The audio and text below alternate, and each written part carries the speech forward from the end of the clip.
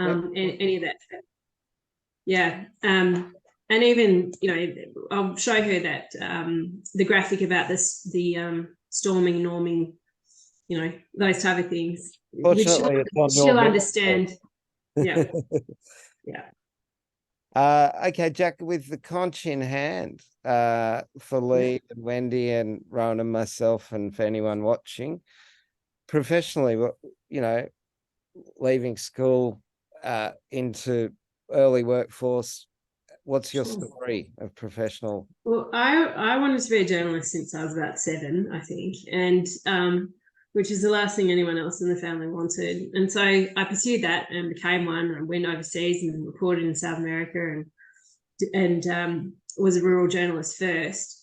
But then I came back and I was at the Financial Review, and I'd been there long enough to understand that the river that I grew up beside, the Murray River, was potentially trading insolvent, and that there was going to be big moves. And this was very early days, but there was going to be a central bank for water.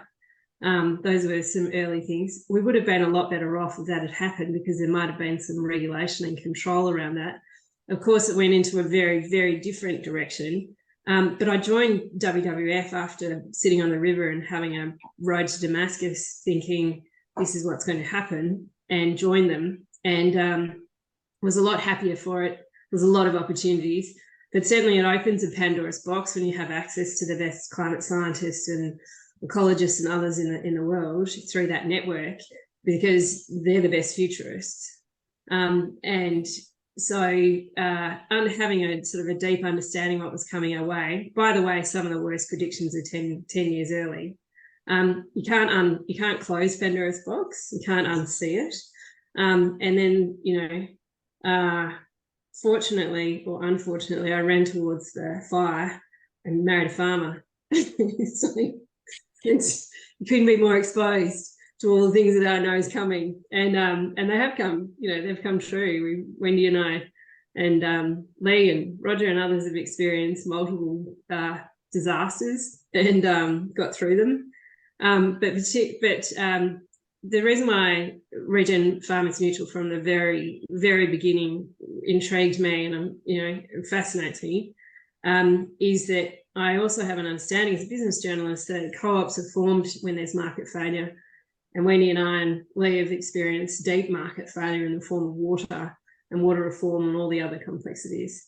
And so I can see from my background at WWF and financial journalism and others, and as a farmer for 16 years here, you got to stick together. I mean, there's no other answer but to stick together and be able to make decisions together about how we're going to create some form of selling and buying power, but also market intelligence and independent advice where we can, stick together with the clever kids and advocate for your place.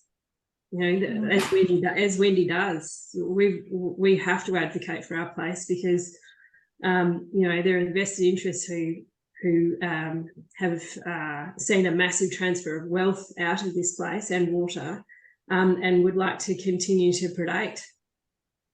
So this is part of our multiple strategies to protect and regenerate wealth again.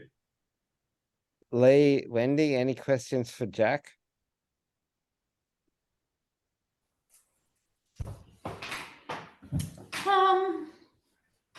No, I reckon I'm pretty. You've summed it up really well. Thank you, Jack. Jack, it's so awesome having you on our council, and this is sort of like a dream come true for us, isn't it? We're finally getting the. Look where we are. Here's a business model to go forward that's made by farmers and for farmers and tested. So yeah, this is really good. It's great progress.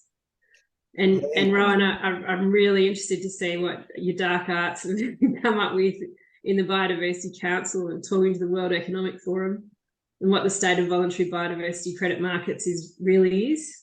I mean, I've just read the pollination report, but I'd be more interested in your understanding and your view as well. So I think that's just fantastic to have that reach and networking to feed back into what we're doing here.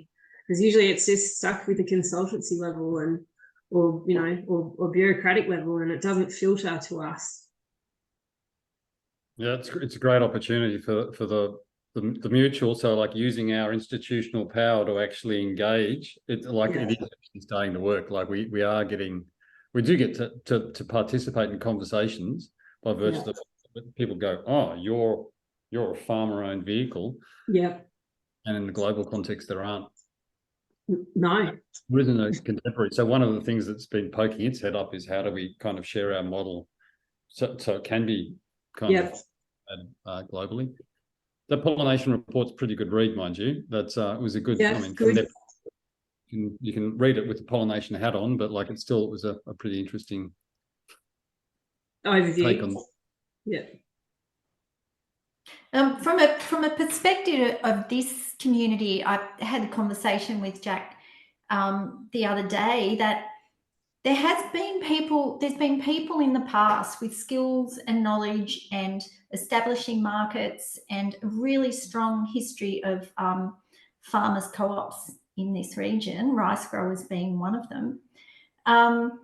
But that skills and knowledge is lost. So Jack, Pete and I sat down and had a talk about it, and one of the original members on the Rice Growers Board is George Rathbone, who's now in his 90s, I think.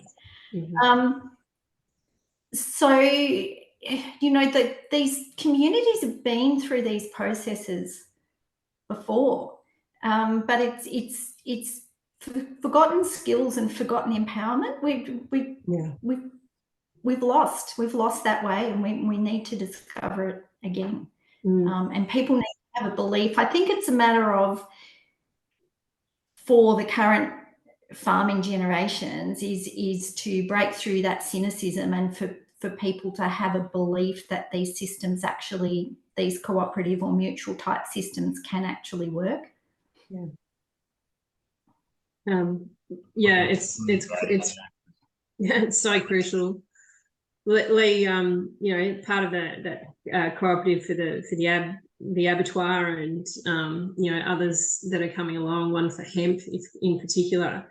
It feels and this is good for Andrew and Ron. I know we're going off topic a little bit, but in your previous hats as incubators of cooperatives, here and internationally, the conversation that I sparked with Wendy was, where's it gone? I mean, this place in the 70s, farmer driven, built the largest rice mill in the Southern Hemisphere as a co-op, and it feels that we have lost some of the skills and the funding sources and the courage and confidence for these large enterprises to come about. Okay, I'm going to bring us back to topic, but thank you, everyone. That was great to meander, and always welcome. Lee, I want to know the journey from, because you've obviously got a farm and you're obviously working at Western Murray and your business developing around hemp products. Tell me how they all came to be sitting at the table. Help me make sense of it. I don't know. It's not far less interesting than Wendy and Jack's life or working life.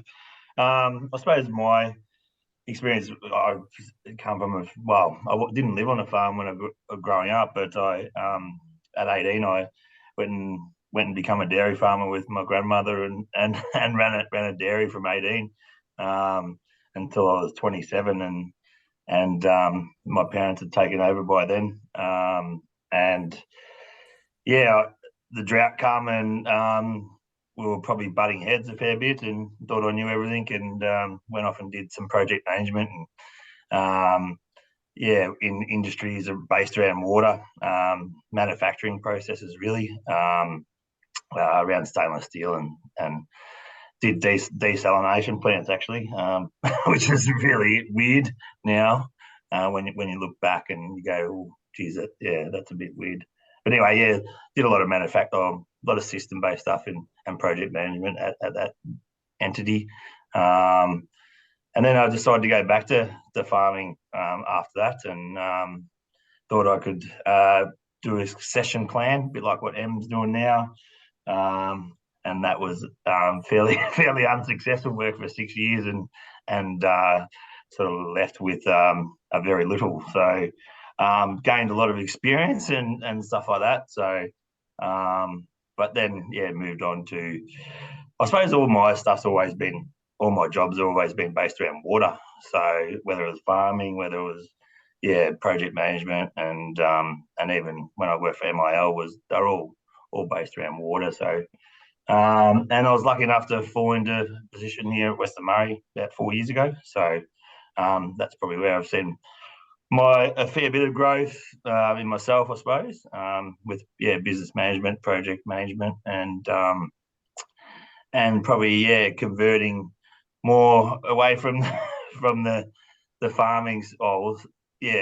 Not so much farming, but more into that natural resource management and those kind of things. So hemp, I've had looked at that from a about 6 years ago when I was farming, looking at opportunity to diversify, and since then I've had an extremely passion for it, and lucky enough to be able to build upon that with my role. And I'm probably like a dog with a bone on it at the moment. So I just feel it's a good opportunity to change something, leave a legacy in our world that's a positive outcome that can replace our current habits around petrochemical, plastics, and all those sort of things. So that's very, very brief, but hope I haven't travelled along too much. No, not at all. Wendy, Jack, any questions for Lee?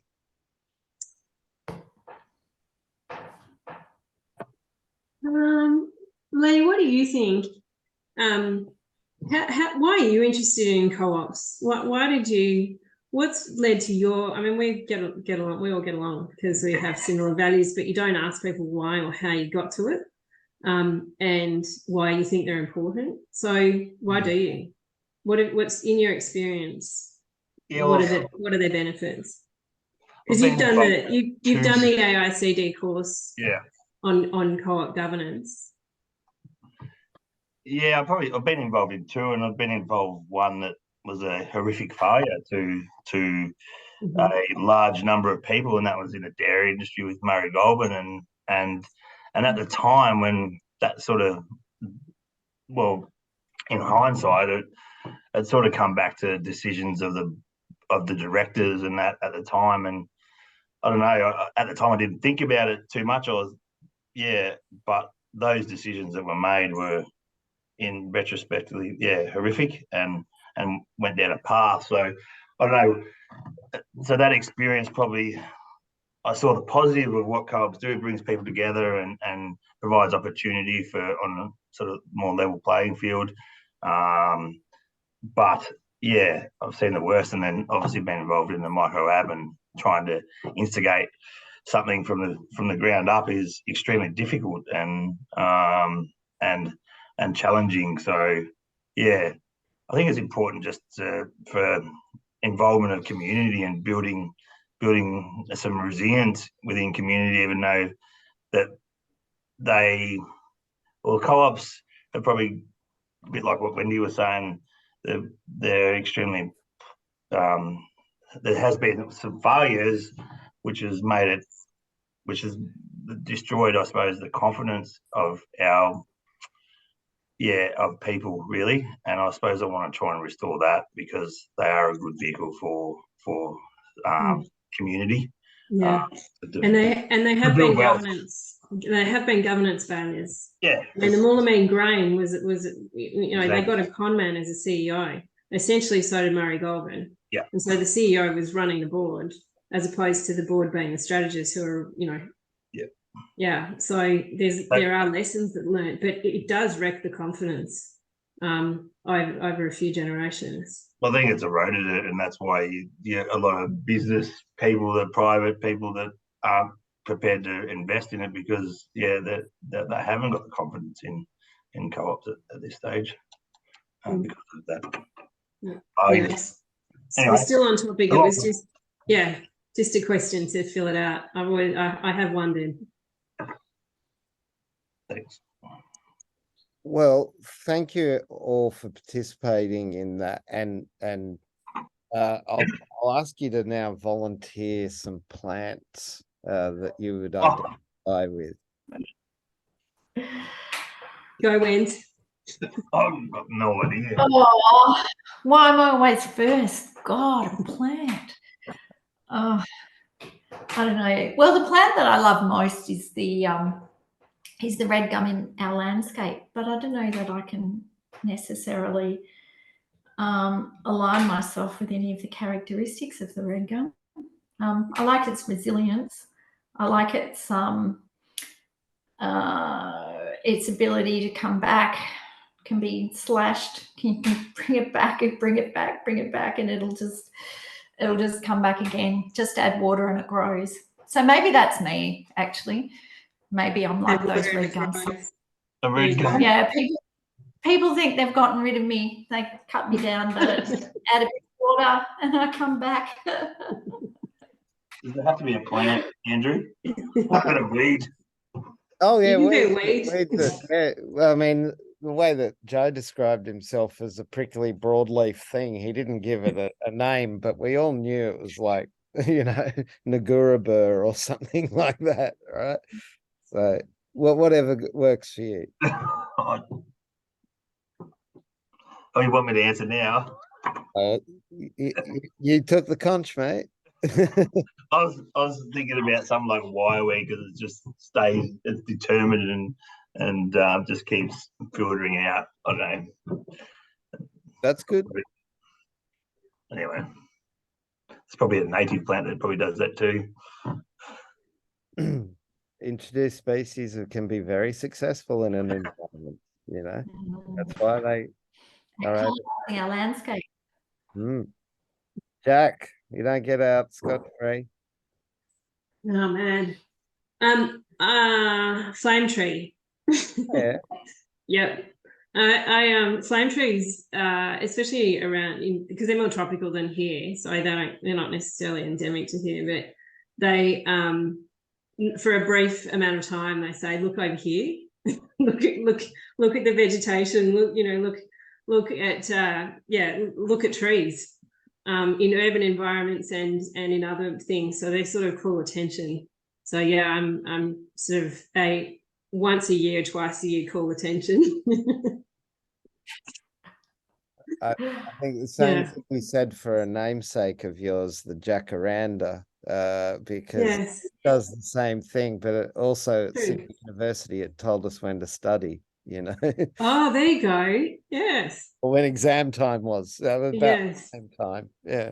Yeah. Equally, we used to call the women, remember years ago, there was an older generation that would dye, that their hair would be dyed blue. And in Queensland, they were called jacarandas. So I'm not there yet. I'm not there yet. I don't identify. Purple rinse. There you go. Yep. I look forward to that, Jack, in years to go. No, not happening. More likely to go red. I'm running out of battery, so I'm going to my office. Excuse me a second. I want to know what Rowan's tree is. Yeah. Is it a money tree? I was thinking I'm more of an herb. A jade. Oh, yeah, okay. But like not a flashy one, like just a part of the stock. Like thyme. Yep. That's my favorite, thyme. Yeah. It's not overpowering like rosemary. It's not in your face like mint. Thyme's beautiful. Just a stock herb. That's me. Wardy. What are you? I haven't had to do mine, so I'll keep it in reserve till the end. Okay. Whatever. The end of this conversation or the end of time? End of program, I think. Right. Yeah. What? Can't do that. So yeah. You're not serious, I don't know. What's got very skinny legs and I A milkweed. Yeah, I was going to say my daughter's called Daisy and my wife's called Sunflower Sal. Maybe I'm just the florist. Yeah.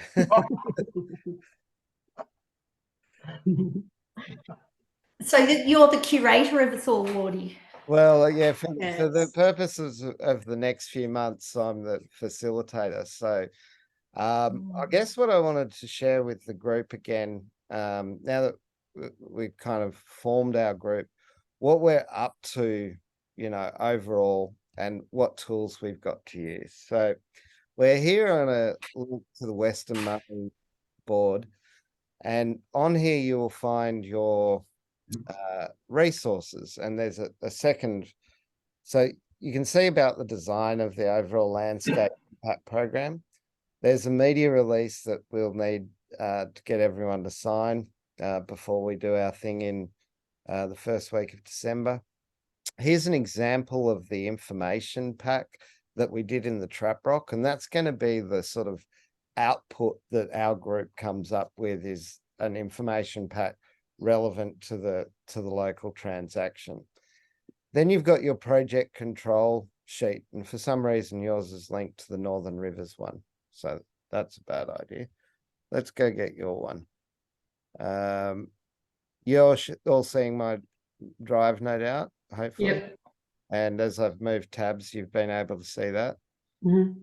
Okay, so your landscape impact program sheet is found in your drive, your Google Drive that's been shared with you. And it's also been found through connection to your Miro board. So I'll make sure that's in there.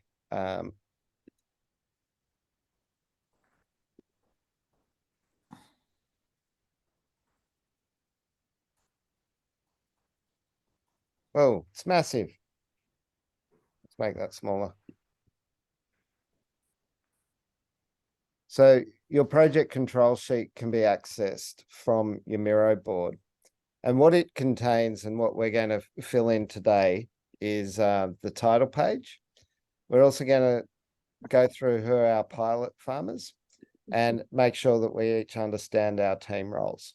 And then just to give you a bit of context about what's happening beyond this week, so that you can kind of get the idea of the cadence.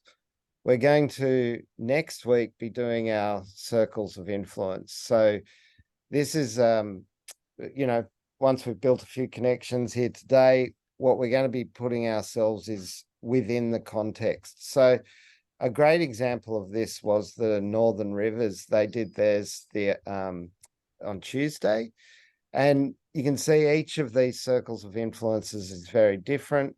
They have their 3-person core working team, 11 EOIs for their farmers, but they have this massive local ecosystem between universities and innovation hubs and existing cooperatives and councils and Indigenous alliances. And they've got quite a lot of water based things. So then they've got their opportunities, as in their environmental opportunities and species opportunities, and then they've got their buyers.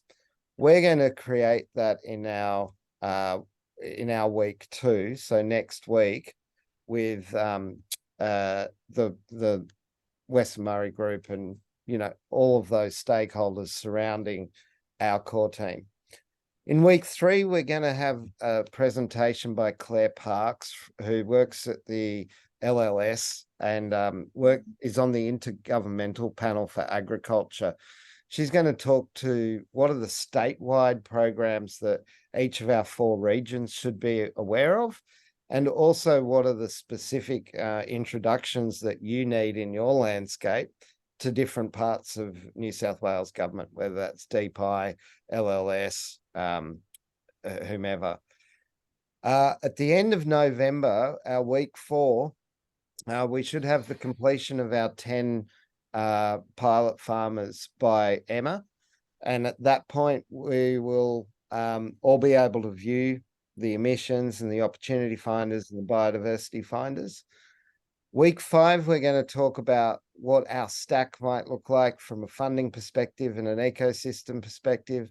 And week 6, which for you guys will be the first or second week of December, we're going to pull out big sheets of paper, big maps of the environment. We're going to place our 10 farms. We're going to look at their emissions. We're going to look at their profile.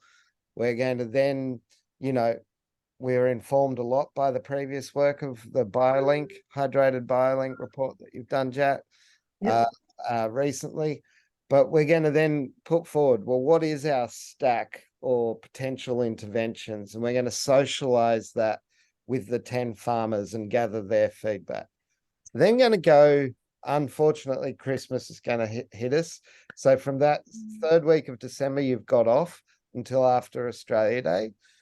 And then when we come back from Australia Day, we're going to go find a reference site of the intervention or stacks of interventions and do a field trip and like educate not just ourselves as a group, but also any of those 10 farmers. Then with a bit of confidence that we can see a productive, like an economic and an environmental outcome that we can do individually and collectively, we're going to start to shop that with investors in our session 2. So investors is a loose term because it could be a supply chain, it could be government, it could be philanthropic, it could be, you know, banks, it could be any number of people might want to buy outcomes that we've worked through in our intervention. And we'll be seeking, what are they after? What can we do? And where's the middle ground? How can we shape that into a transaction? And then the question is an iterative question. How do we make this actually work? Like if you were a farmer coming in cold, what are the steps? What are the GIS layers? What are the permissions that are going to be required? What are the considerations for biodiversity and agronomy and carbon and water and licenses and future conditions of funding, you know, prerequisites that might be required? And the opportunity costs of growing food. I think that's going to be some of our biggest contribution, is just really thinking about the, you know, the opportunity cost, the SWOT analysis on it, in terms of what's the per hectare, but also what's the landscape collectively if you're doing a BioLink. So I'm really pleased with the 10 that we've got in the cohort, because they're all really intelligent people and good operators. Well, do you mind? That's perfect segue, Jack. Thank you for that, because let's go check out who we've had. So Graham and Venice Dick at Karula Park. Yeah. So very good friends and neighbours, and close to Wendy. Yep. Wendy, how would you summarise their contribution and their type of farming?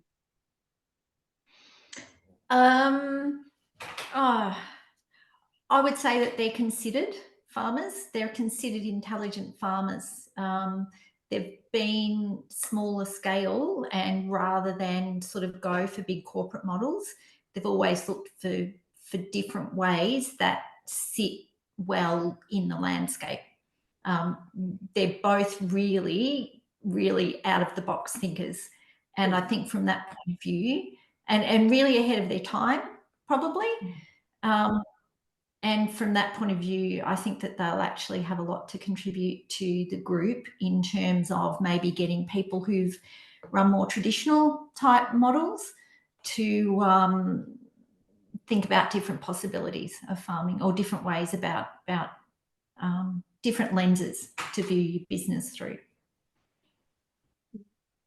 Thanks, Wendy. Next is Matt, who I assume is related to Emma. Yes. Yeah. So they've got a dairy farm quite close to Barham, and it's just in this succession phase where I think there's 3 sons, and they've gone from being employees to now, you know, collective ownership of an entity, and there's a lot of transition. And I think it's this sweet spot, this time when you there's an enormous amount going on, but there's consolidation, and also thinking about the future and where the opportunities might lie. for them. So I think it's a great member of a cohort because they're at that stage. Perfect. Sonia and David. So great mates of Wendy's again. How would you summarize their, I mean, highly intelligent, all that whole list of really interesting operators, but how would you describe David and Sonia?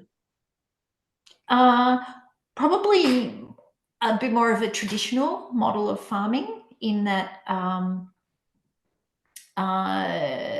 David is a generational farmer, whereas Graham Graham's from Sydney originally. Yeah. Yeah, and a shearer that he took on as his life challenge as a boy from the Hawkesbury. But yeah, fantastic operators and always really really considered too in the way that they've approached their farming, and really interested now. They're their children are young adults, and I don't think there's any, I'm not talking out of school. As far as I know, there's no sort of succession planning. I think they're at a stage in their farming life where they really want to look at a farming future that values the intrinsic assets, that they're a lagoon frontage farm as well. So they've always been well aware of the unique environmental assets that we have in this really special part of the world. And yeah, I just think that they want to do something that's empowering and positive. Yeah, and that's the thing about the Sewell Lagoon people, is that in there is it's something that relies on water, but it's a private regulator, and everyone's highly involved in the outcomes for it. I mean, you're all looking on it, whereas other farms have a wetland or another environmental asset that is down the back, and are not particularly interested in it. Whereas it's front and center, isn't it? Yeah, it is, and it's almost been an unofficial cooperative management really from the time that the lagoon systems, the big station country, was divided into smaller farms in the 30s.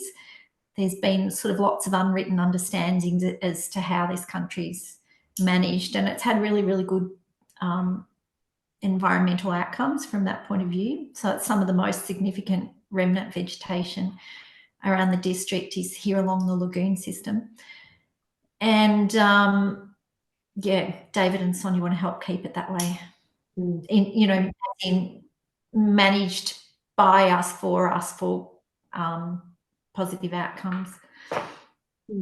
I reckon the field trip might be out that way. What do you reckon, Jack? What's that?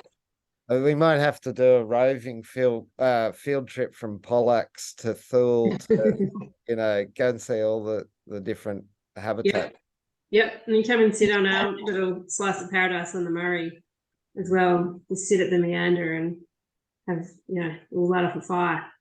Now Lockie McKenzie's interesting, and I'm really glad that he's part of this. So he's very entrepreneurial. He's west of us around Tullibuk and owns quite a lot of country. He also sits on the board of that abattoir, of the cooperative abattoir as well. And his niece works with us, Talia Stewart, who you might have met when you came to it. And she said she's so excited about this change. So we've had an influence here. He's read our material. He came to the BioLink meeting, and he's joining in, and this is good. So he might not be a proponent of a BioLink, but he's got enough country to have an impactful project, and he might have that opportunity. He might have that ability to be a catalyst for more projects around that western area and around Poonburn and some other major environmental assets where we could have BioLinks extending from them. So he's a sleeper cell. He is. So he's been talking to my mate at Rabo who runs New South Wales. Great. So the fact that Lockie's saying to Rabo, we need to do these sorts of things, and they're having those conversations, because he bailed me up at the BioLinks thing and said, oh, funny you should mention Rabo. I got pulled into a 2-day kind of meeting. Oh, Malcolm. Yeah. Right. Yeah. It was compulsory in the end. Mm. Or you'd have to pay for it and it'd be $2,000. That's how Rabo was putting it. So Wendy, this is a carbon calculation, which unfortunately I have to report, and this is kind of important to this, because we don't want to be doing this ourselves. It was very inconclusive and quite depressing, Malcolm said. So he didn't entirely have a straight carbon calculation number after 2 days of it. And there just seemed to be so much up in the air about what you could do about it. And you know, Woody, the great thing, your article, I'm going to ask the Bridge if we could repeat with your byline your latest sad evolution piece. Sure. Because it's excellent. Stephen Monk said it's the best thing he's read about the subject. So we'll put it in there in the newspaper, if that's all right with you. With pleasure. I was going to save this for Friday at the Members Council, but I want to put it in as our submission to the Have Your Say that Murray Watts got on land use. Great. Yeah. Wendy, have you got a copy of it? Have you seen it? I'll throw it in the Western Murray board at some point. Yeah. Right. Anyway, I'll send it to you, Wendy. If you haven't seen it, it's probably one of the best summaries of where we're heading, and sort of a further endorsement of us being on the right track by sticking together. All right. Well, that takes us nicely to Stephen. Yep. So this we hope is a continuation of the BioLink project in a sense. So both David McDonald and Stephen Monk are there, and we've fleshed out a plan, and we've had quite a large contribution towards coming up with a product as a blueprint for a hydrated BioLink. And so we're really interested to see after that project what they would like to do with it, and how we could assist, and how they can, you know, show the other part of the cohort how it was done and what they learned. We've done our reporting and we've done those other things, but I think one of the things that came out of it was just how much they enjoyed it. Which you know, there's no impact, there's no sort of KPI on enjoyment usually in funders things, but I know Dan and Ant, who's a Barappa man, and David McDonald had a really memorable day doing a cultural landscape assessment and really conferring notes between 6 generations of farming and traditional and traditional, you know, knowledge. And I hope that that's something that we can embed with what we're doing, because it's very important to us. Well, Stephen and David, I think it goes without saying. I'm a bit worried about this Wendy and Peter, though. Yeah. Well, yeah, they're sus. Well, yes. Yeah, I mean, Wendy, your background spoke for it, didn't it? I mean, it's 20 years. And yeah, 20 years of working out how to thrive and survive and still grow food for people and still look after your community. It's all there, and advocate for it. Well, then I think none of them are going to be contentious. Kate O'Neill, tell us, where's an avocado farm? Right. So Lee would know more about Kate O'Neill, who is a former staff member of Western Murray and a town planner.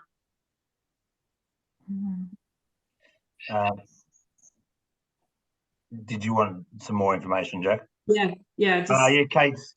Well, they've got the farming business is essentially, only a family.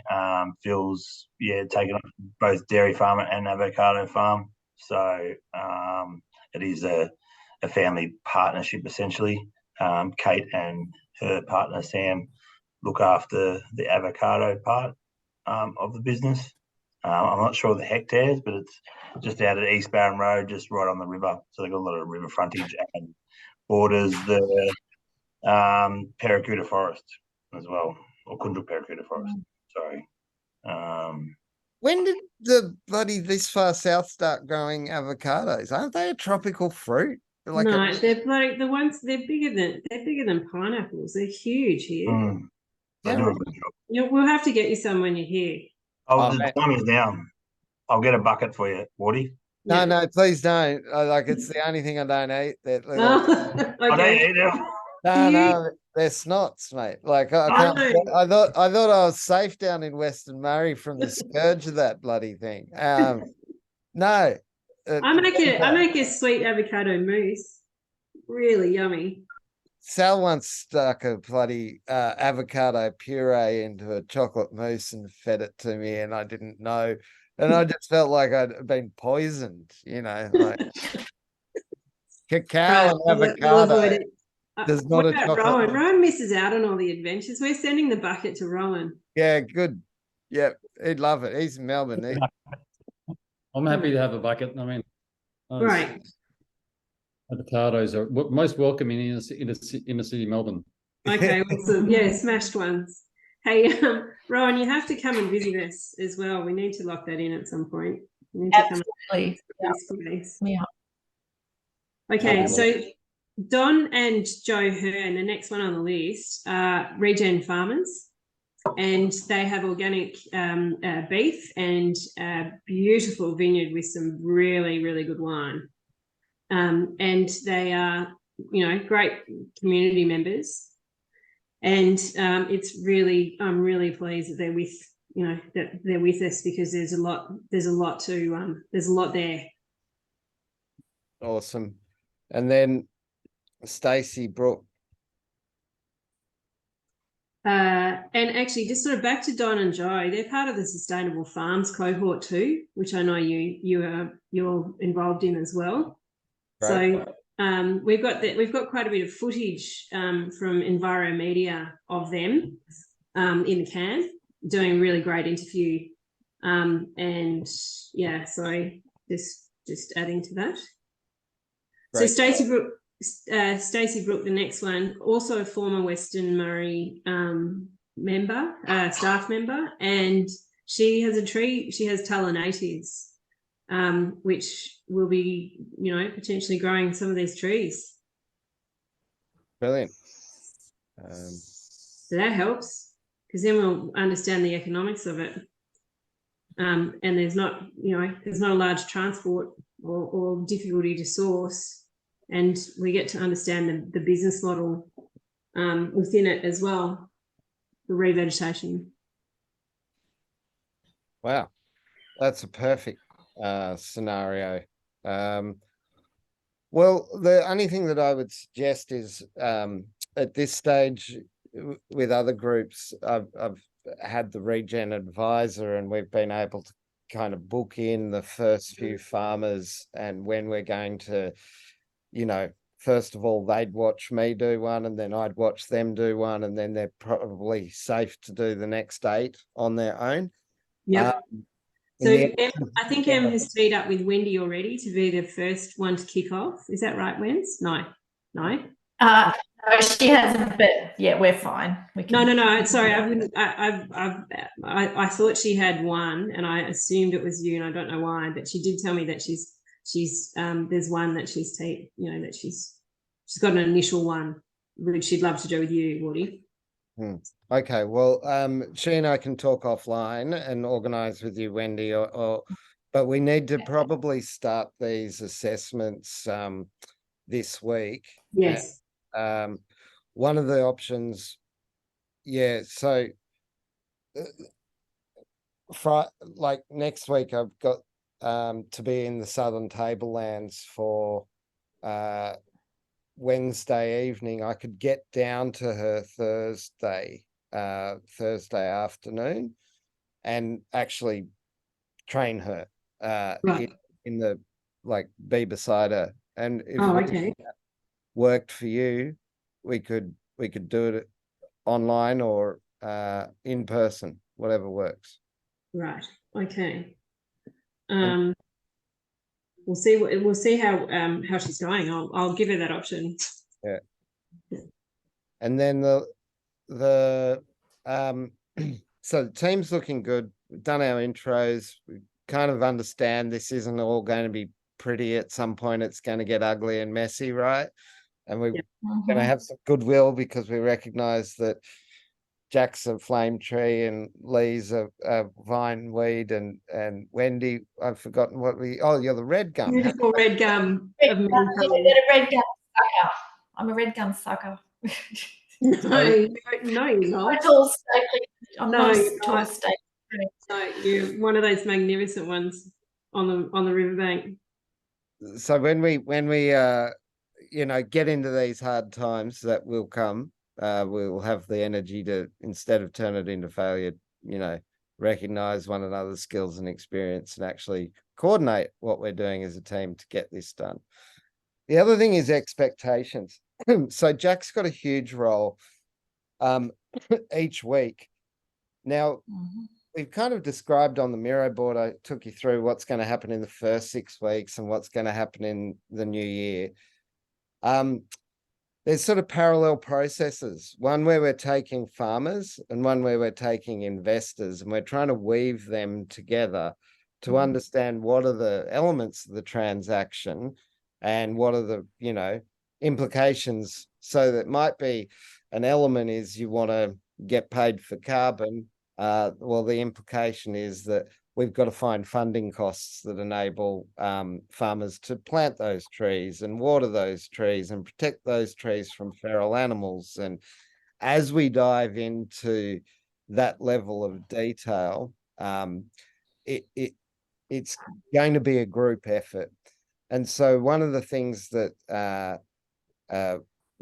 we need to do is use the spreadsheeting, use the mix of skills across the group, use the weekly, what do I call it, format for cat herding. So we've got the rolling agenda. Yeah. The other thing that we need is some momentum. So at the moment, your group is called the Western Murray Land Improvement Program, Landscape Improvement Program, or Landscape Impact Program. I can't even remember my own acronyms. That's the problem. And that's what I'm going to get you guys as the final task of today.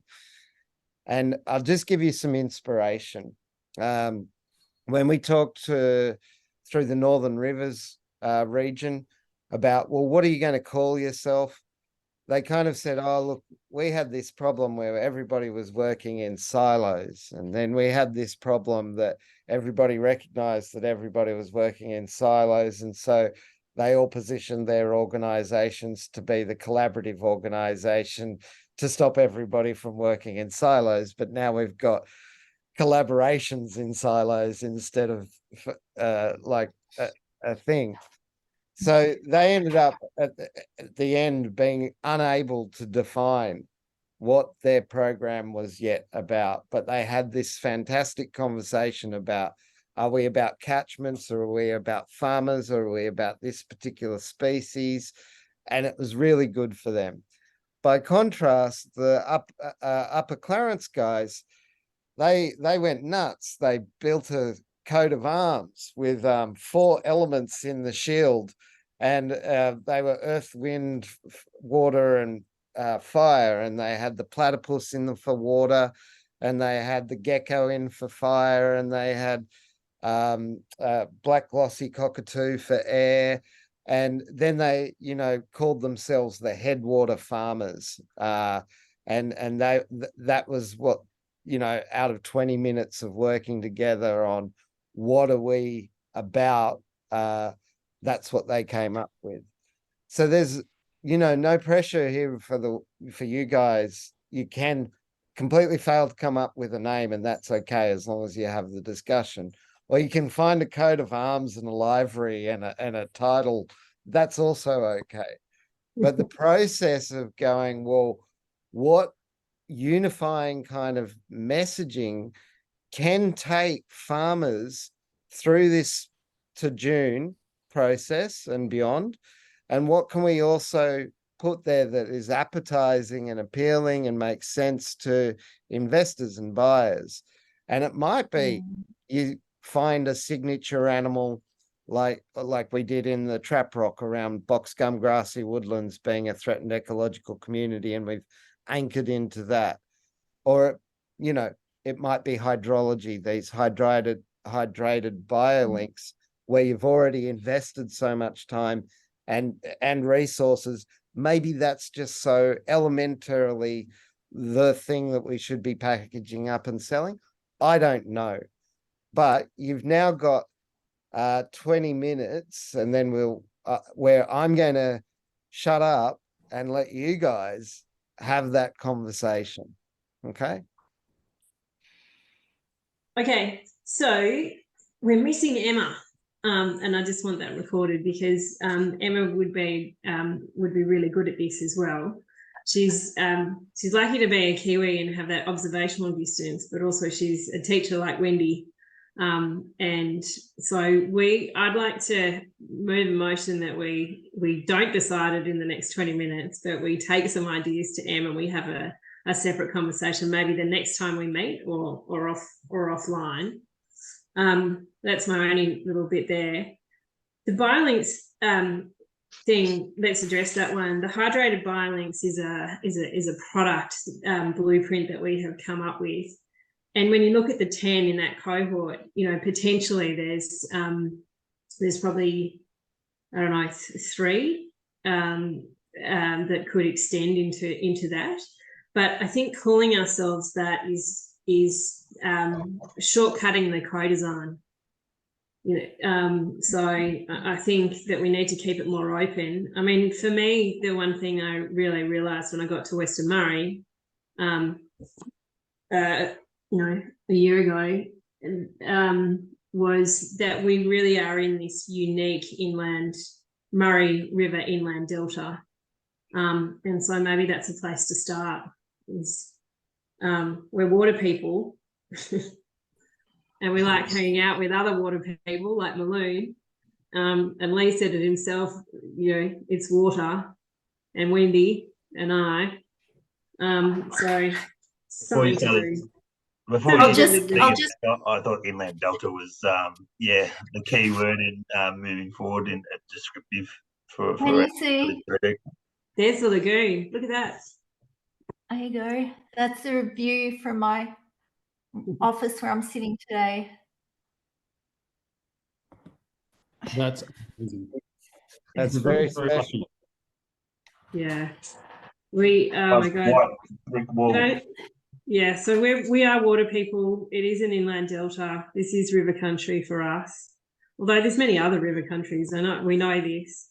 But there's some of the basics of the theme: hydration, water, rivers, and the fact that we have a sophisticated irrigation system as well. And in the 4th year of drought, we feel that these projects are going to be. We'll be able to prove that they can be more viable than other places that are in the middle of nowhere without being a part of a delta or an irrigation system to keep them alive, or, you know, landscape hydration measures. So that's speaking to our strengths again. I'm thinking that as Wardy said, we don't want to be too prescriptive because we don't want to be seen to be dictating the outcome of this from the start. I think we need to be open about where we go with the farmers that we've got and looking at our landscapes and our businesses. But one thing that I try and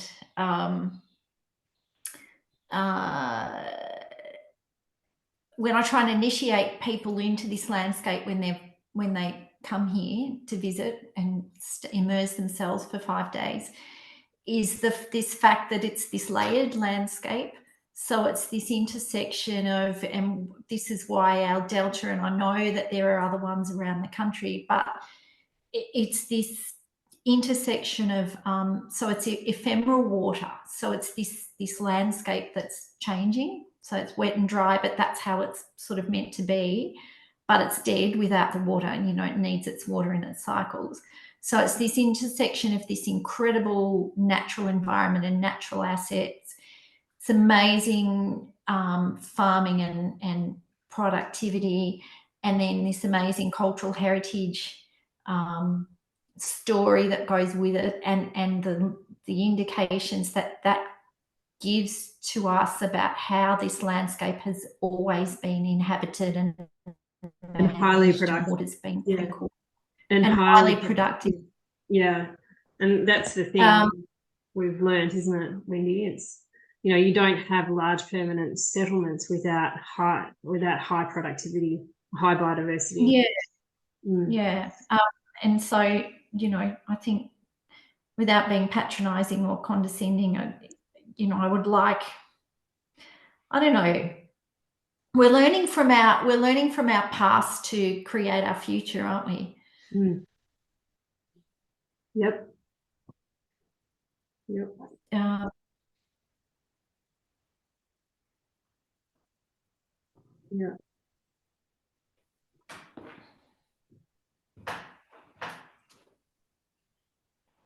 Lee? Woody, what was the name of the Upper Clarence? They called themselves the Headwater Farmers. Is that right? Yeah.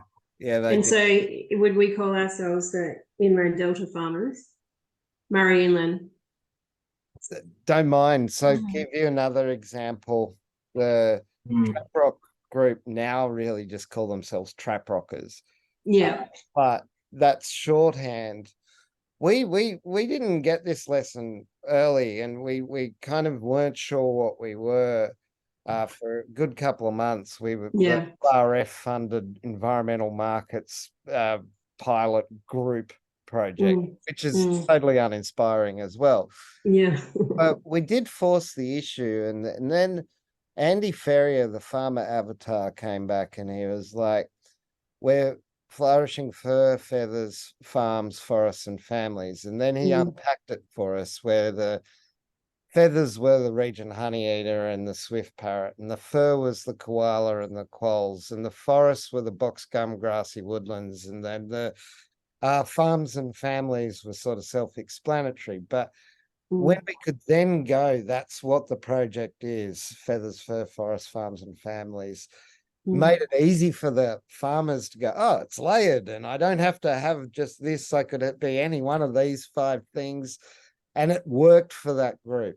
The Headwater group, they're adopting a similar thing with that coat of arms, where they've got the 4 signatory species that they've checked are, endangered or vulnerable. And then they've recognized in the name Headwater Farmers that they are Upper Clarence, which is East Flow, one of the biggest river systems, and West Flow is the start of that Murray system. So they're headwaters. Yeah. So they've got a particular thing. The Northern Rivers found it too difficult, right? Like they were looking at crystal waters. They were looking at Crystal River, and River Crystal, something like that. And they couldn't get there in the end. And I'm not saying that you have to write it in stone by Moses, but the important thing is that you start to have a look around.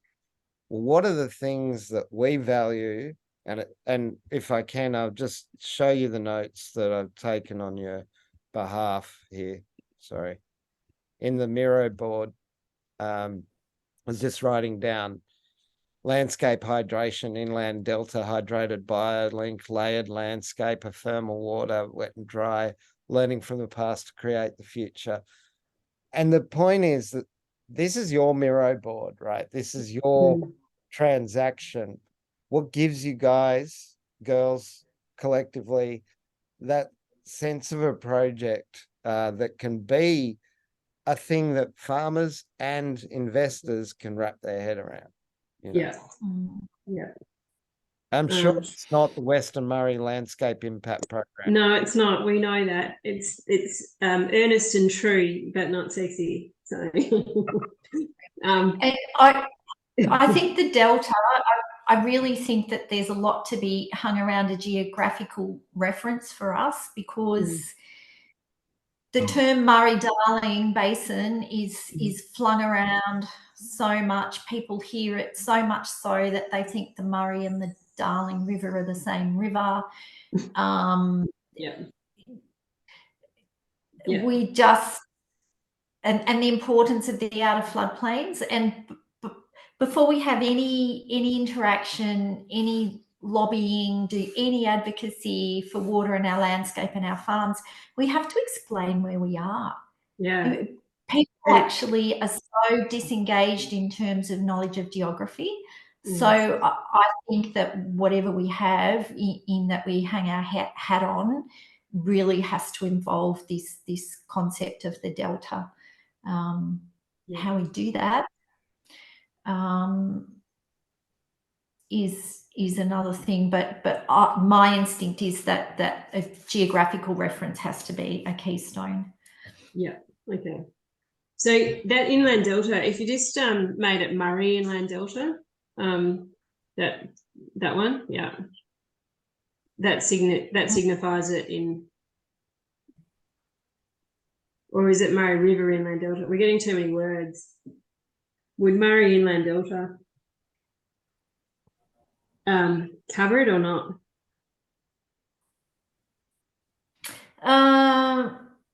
Well, all the ecologists and people write about it being the Central Murray. Yeah.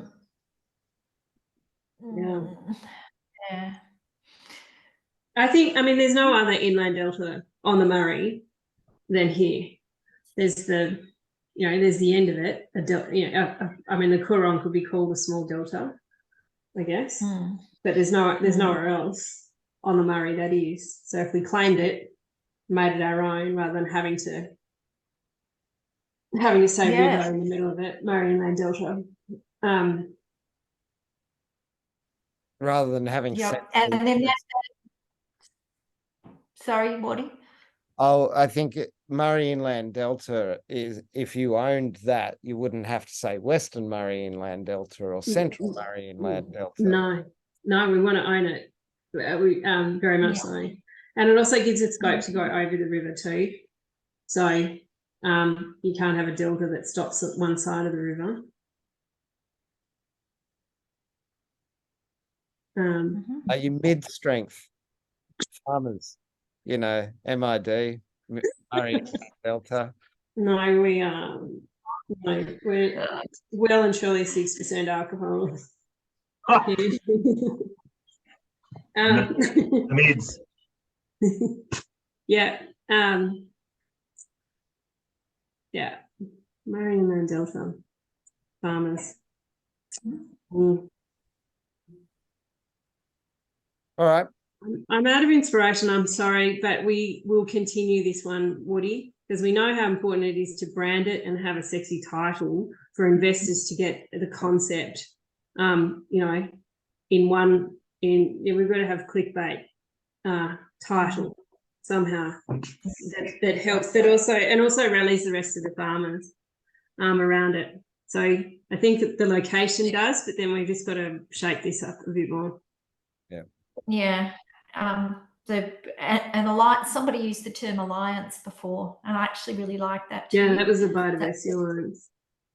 Yeah, so that's getting back to that idea of the mutual, we're coming together to be allies for each other. I actually quite like that. Yeah. The Delta Alliance. Yeah. Yes. Murray Inland Delta Alliance. Mida. Yeah, well, it's not the acronym's not offensive. No. I bet someone will find a way to make it, but I can't think of it. Look, we have so many factions and so many, this is ongoing, but this is entirely positive. And I guess we want to make sure that this brand or this name affects is representative of those people of the cohort and the program and the impact. So an alliance sounds good.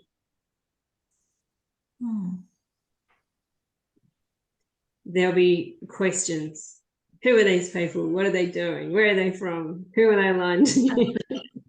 Well, unless it's taken are they Sinn Féin like us? Yeah, so it does. The word alliance does have political overtones, doesn't it? Yeah. I mean, maybe cooperative is a kind yeah, of but it's not. It's not really the structure. We are part of a farmers cooperative anyway. Yeah. We are members, Yeah. but it's an alliance within it. What about you, Ron? Have you got any other synonyms for alliance?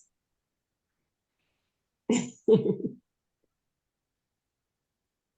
from Just left put you field. on the spot. What's that?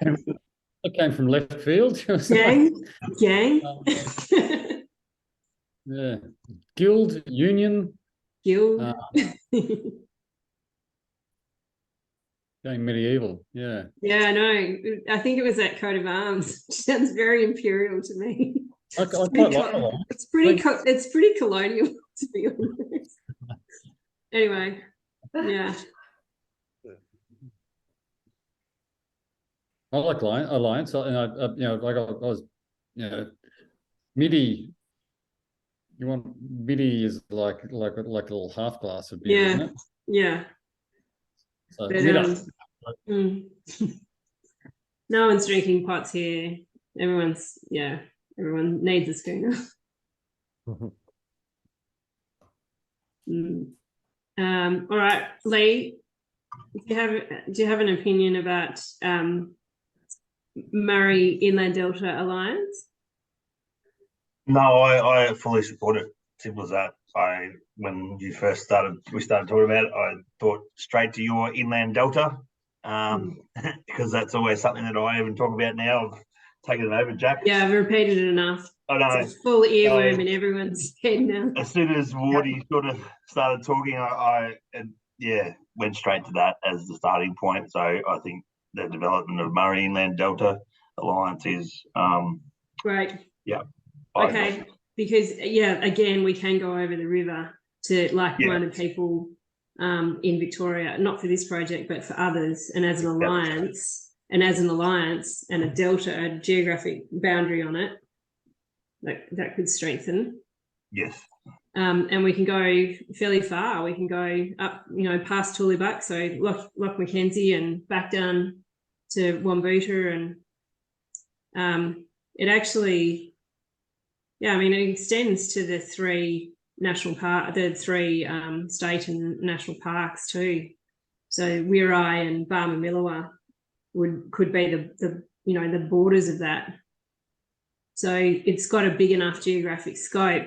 And I mean, my dream was always that we'd have 27 biolinks. Yeah.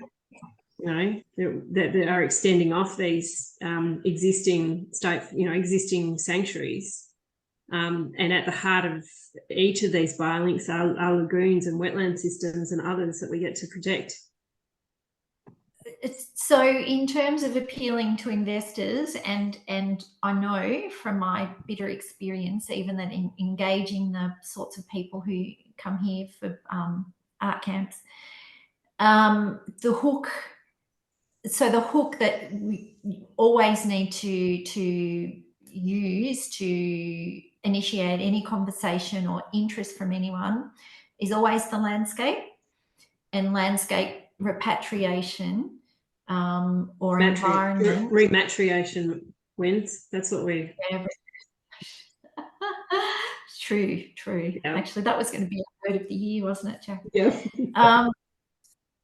So, maybe I don't know if it will become confusing, but I actually really love that term, the biolink term.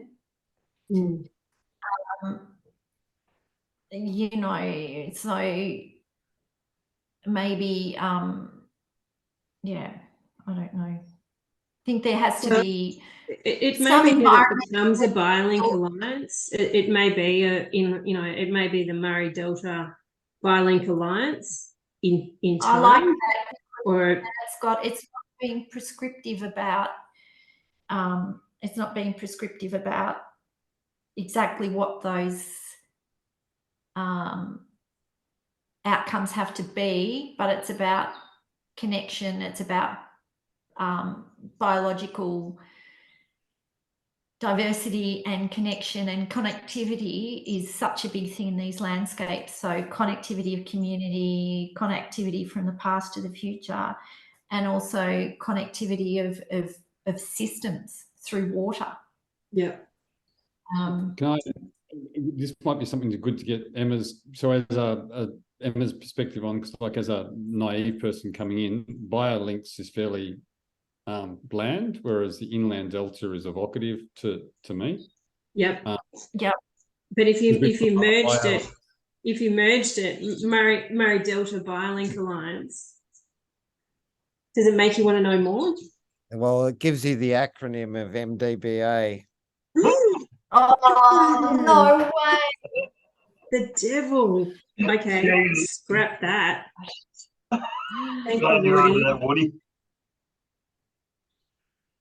How have they channeled us? That's awful. I know. Okay, not doing that.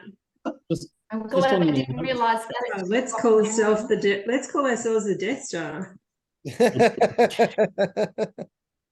Just on the alliance, just the other event. One thing to think about when you're talking about investors, alliance. Think broadly about who's in the alliance. So next week, when you're doing the circles of influence, alliance allows you to bring in the word alliance allows you to bring in a whole range of stakeholders, including investors. Yes, it does. Yes, that's a good word.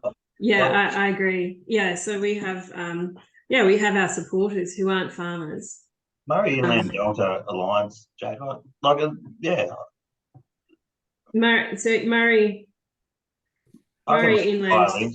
There'll be Murray Inland will be the BioLinks, like you'll have the Thule BioLink, and you'll have the Gone BioLink and those sort of things. Yep. Do you think as a subset of the alliance? I think that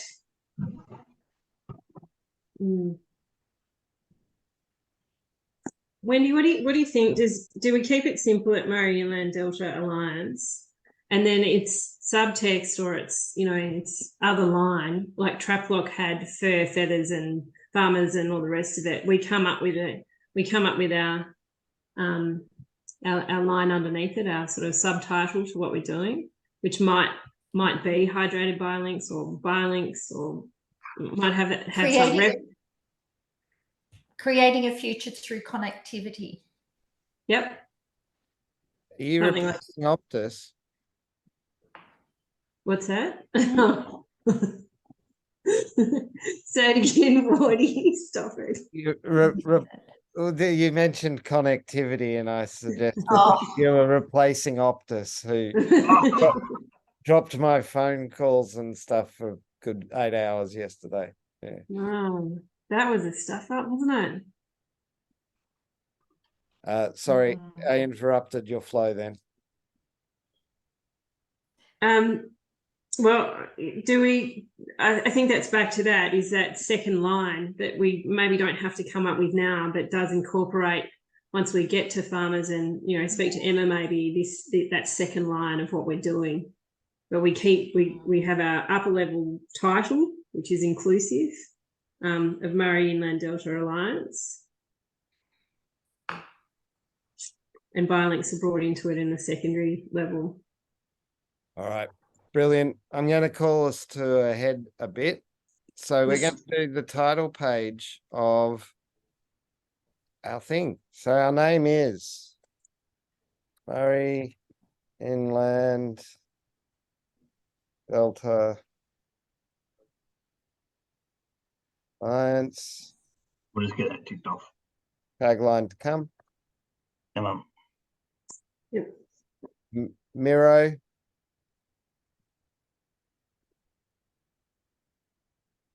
Your data room.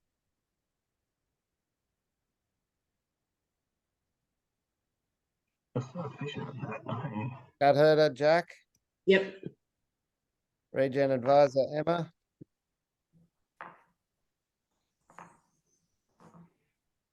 Farmer avatar, is that you, Lee, or is that you? No, that's Wendy McDonald.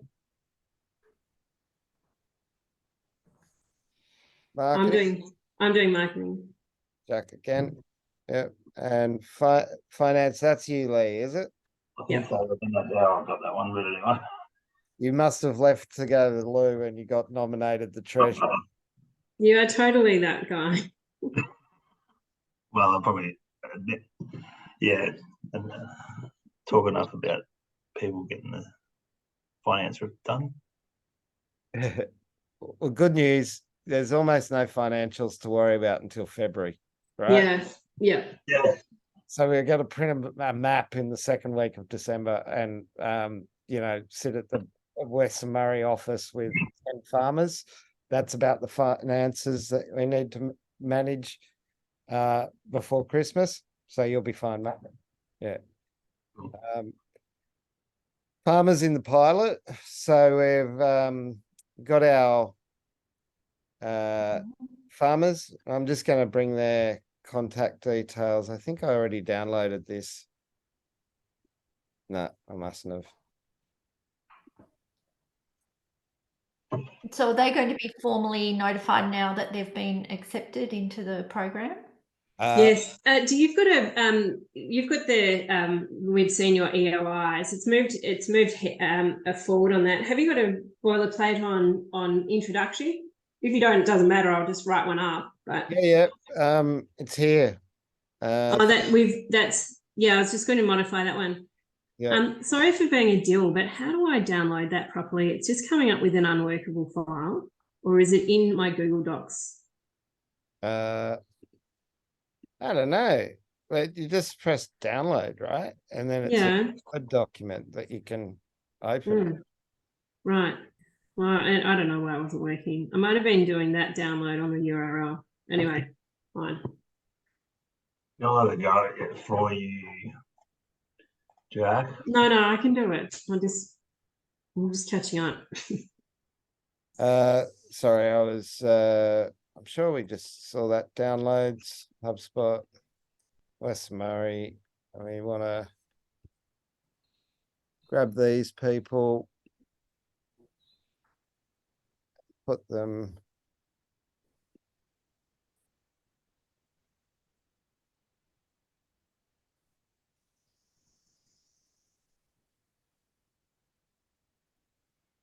And now we've got our farmers in it, our pilots.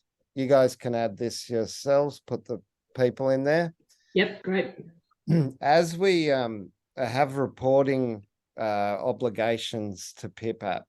So as you engage a farmer, we need their contact details, the working team. If you use an expert, if you're using a supplier, they all go into that all program participants kind of thing. And that way we're able to meet our reporting requirements. Okay.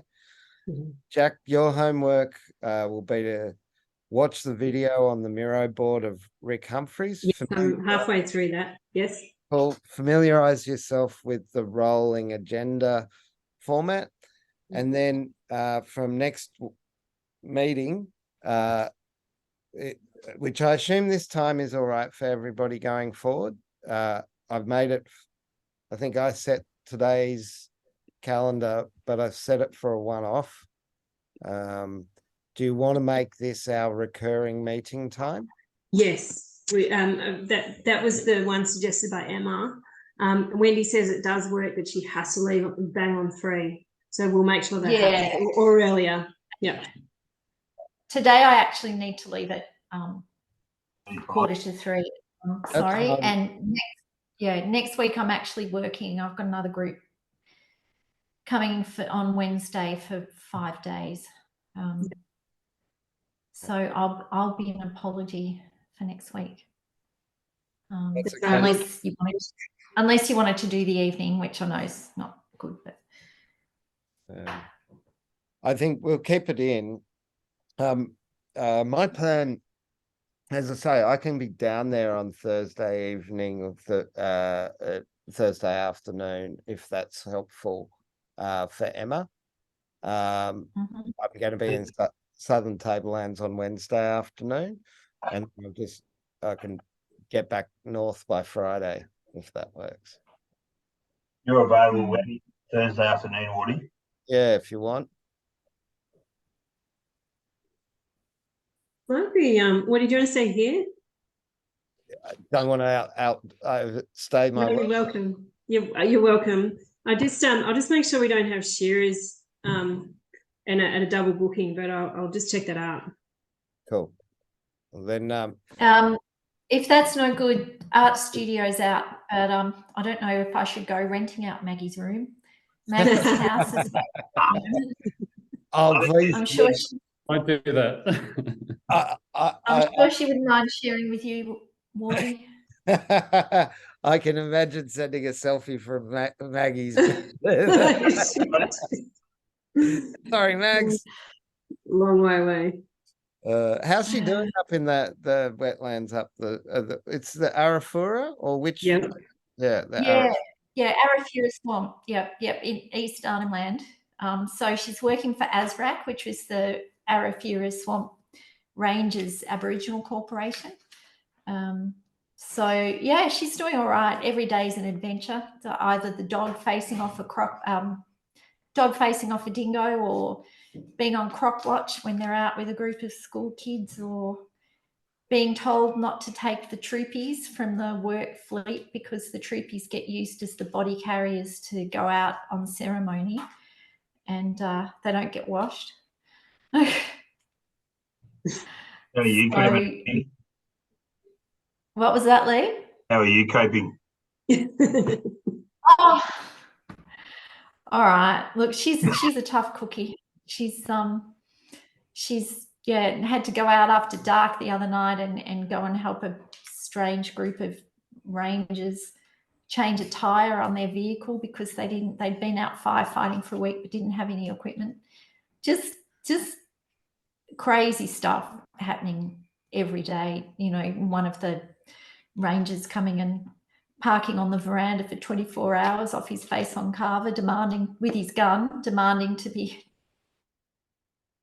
taken hunting. And they're rangers? Yeah. Yeah, they're the Indigenous Rangers. Yep. Texas warfare would have no bloody dealings with them. Yeah. I think she will end up. Nearly everybody in the community's got a gun. I think she'll end up with a gun license. And there was a kerfuffle in the town so her first day that she arrived was pretty emotional, actually. It was the day of the referendum. And she was upset that night, and she'd done the 12-hour trip from Darwin, and she heard unpacked and sort of in her house, but her first night, and heard these voices in the street. And Maggie said, I think there's a protest going on, crowd and torches and yelling and screaming and whatever. I said, look, I think you'll be safe, Mag. You know, it's just people dealing with grief and whatever and disappointment, and people will know that you're there for the right reasons. Anyway, she finally got to sleep, and she called me the next night and she said, do you want to hear something funny? And I said, no. And she said, I ran into one of the school teachers walking the dog tonight, and he said, did you hear all the noise last night? And she said, yeah, it was a bit worrying, wasn't it? And he said, yeah, well, they got the water buffalo out in the end. There was a water buffalo in the town that had gone rogue. And they'd made a human wall and were chasing out the rogue water buffalo. Out of the main street. Out of the main street. I was prepared for that to be much worse. Thank you, Wendy. Yeah, exactly. So it's incredible. She'll have an amazing experience. I think she'll come back, but she'll have a lot to contribute to anything that she does in the future because of this experience. She just needs to survive it in one piece. Well, we'll leave you to worry about that. You'll do the worrying for us, Wendy. You answered my question in there.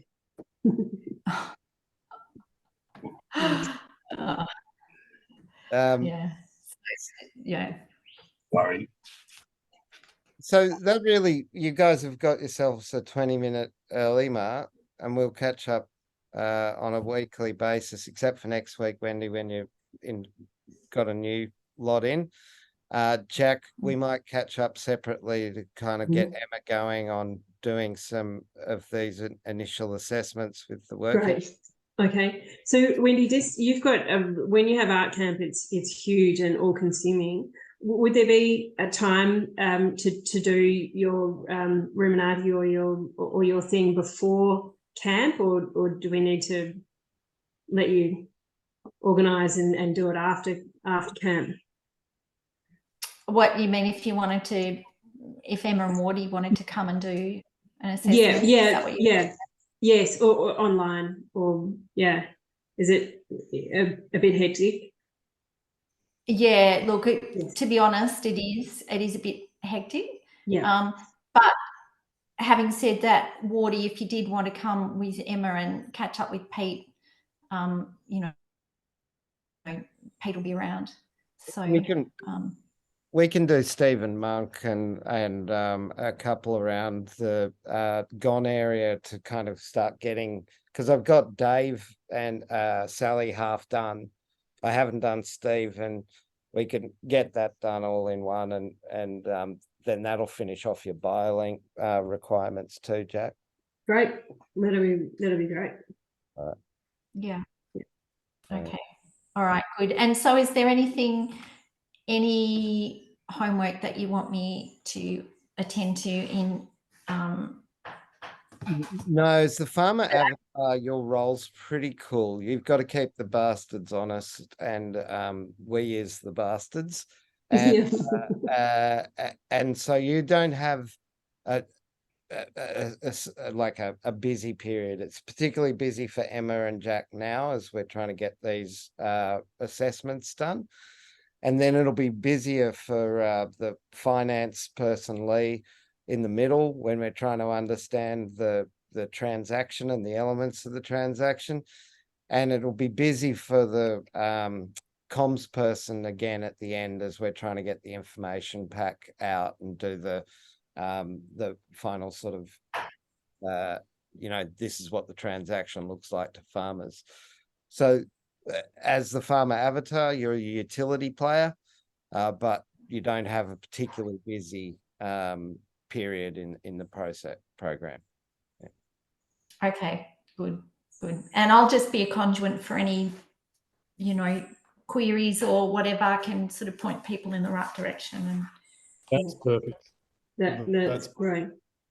Would it be all right, because we've got an early mark, Woody and Rowan, would you have just 5-7 minutes to just I want to talk to you about another program that we've got with Western Murray.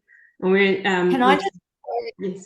Sorry, Jack, can I just interrupt? I've actually got to go. Archie's got an orthodontist appointment, so I'd better go. I'll excuse myself. Thank you, everybody. Nice to meet you, Rowan, and hope to see you Archie soon. Thanks, Wendy. Thank you. Yeah. Okay, bye, everyone. Bye. Right. Do you want me to go, Jack? Oh yeah, I'm sure you've got others to do. You're across it anyway, Okay. and I'm sending out an email about it. So I just want to touch base with Andrew and Rowan. Thanks. Cheers. Thanks, Wardy. Thanks, Rowan. Okay. Thank you. Okay, cool. So you would want an early mark too if you can, but I'll just do this one quickly.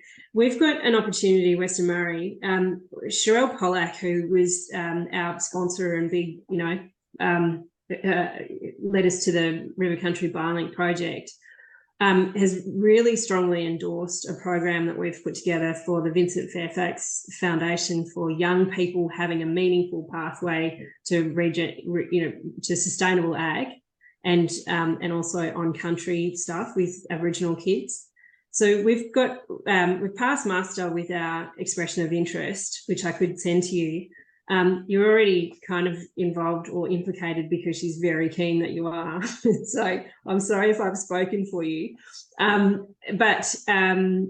I'd just like you to have maybe just a bit of capacity to look at the expression of interest, but also our full application, just from your vast experience. But this is our pipeline. This is we've explained at the dinner table how important it is to have a diaspora of these kids who go on and do clever things and can advocate for their place, like the Deputy Commissioner for the ACCC, the only person that could stop the water market from killing us, and has. So we've got this, we've got a really extensive, we've got 5 curators, and I'll show you the bios if you're interested. I know about 3 or 4 of them. And they're fairly heavy. I mean, there's some good experience in it. They are meant to help us get a stronger application. One thing that wasn't explained to them is that we need to make of the 3 high marking criteria, it needs to be financially sustainable, which wasn't mentioned in the brochure or by Sherelle or those others. We'll see what we can do, and that's where we're meant to sort of lean on the curators and their networks to see how it could be. But I wouldn't mind if you could have a look at our application and think laterally about how we could. I still believe, and I'm not going to push back on it because they're all consultants around this stuff, that there is such a thing as pure philanthropy and the public good, that not everything has to be commercially viable, like academia and some philanthropic programs. So I'm not going to go heavy into that philosophy of the world, but, if we get different funders and they want their agendas, so you're always money talks. So we want to avoid that. Anyway, I would really love just a bit of your time and experience or feedback or review before we hit the curators and their views, become tantamount. A lot of this is around getting these kids fit and understanding markets and stakeholder maps. So the 3 parts of it is skills, a skills gap, acknowledging the skills gap in it, their networks and opportunities. So we're breaking it up into 3 parts. We want future cooperative members and leaders and regen farmers and people who work on country with Aboriginal people and know what it's like to go through droughts and water wars. Send it through, Jack, of course. Thank you. Your mate at Albury that I've got to catch up with, Rowan, might be interesting. The school kids environmental. Possibly. Have you come across Patoris, Jack? Yeah, they're great. They're awesome. So they're aligned in the Landcare collective, or they're part of it. They've got 24 teachers or something. I mean, they're going gangbusters. I met can't remember the name, but at the ALCA conference, Right. Guys are awesome, and then we've been trying to get Wolfie to drop by and say hello because they look so well aligned. You could just imagine how they should have a role somewhere in our program. Yeah, I agree. Yeah. No, I mean, they are very successful and they've got the right model, and we should have more to do with them. I know Roger's really quite jealous. I think so. I go, how do they do that? And I said, oh well, there's a system of systems there, and also they're in Albury, so there's just a greater talent pool as well that they can draw on. And it's a very wealthy area with lots of water. So, but yeah, they're good. Yes, so thank you. I promise it won't be much. We would love you to be involved in the program, but it would really just be seminar or a visit or something like that, which would be funded, obviously. It's $100,000 that we've put this program at, so there's room. And we're seeing Sherelle when Woody's in West with you guys next week. I'm catching up with Sherelle in Melbourne. Great. Well, she really wants you guys. She really loves what we're doing. Thought the BioLink day was just right on. that we put together, and has really pushed for us to get through to this next round, and helped on the application, all that stuff. So yeah, if you can put in another word, that'd be good. Go for it. Okay. All right. Thank you. All right, Thanks, Jeff. Okay. man. See you. Speak soon. Rowan, you've got to come and see us. So have a think about when it can work. Oh, one of these days, Woody will pick me up in his brand new car and drive me up there. I reckon that the southern trips for the mapping thing come to that, Rowan, like, because that's where we'll meet all the farmers. What weeks will they be? What months is that? Is that March? Or? Got to be no, it's December. So Oh, right. Okay. we've got the mapping one in the second week of December. Somehow we've got to do the Northern Rivers and Upper Clarence. Yep. And or the other way around, then do Western Murray and Southern Tablelands. So at that point, I reckon, Rowan, unless you want to do the week with me in the car doing the circuit, you'd be better off doing There's some movie. There's some alignment with some road movies there. Is it Dumb and Dumber, or is it? Someone was suggesting that we should be in the two of us in the Weekend Australian, like it's like or Laurel and Hardy. Yes. There should be a special vehicle for this, I must say. Like you should have a Charger or some dirty kind of Holden Ute. I had to justify getting a Subaru Outback. I don't think I could get a Charger. Oh, really? It's pretty Mad Max. Some of the area north is pretty Mad Max. And Friday, I've got a task for you at the Members Council. So we've got to put in a submission as RFM to that Murray, what have your say land use. Right. Yep. And look, that piece you did was excellent. And we do want it printed, and I'm going to use it as a launch for other things, so that people can get it in a snapshot where we are. Yeah, awesome. Well, see you Friday and speak to you beforehand. And Wambuda, if you've got shearers, let me know. I'll if you don't, I'd love to. Yeah. Okay. All right. Terrific. All right. See you. Bye now. Bye.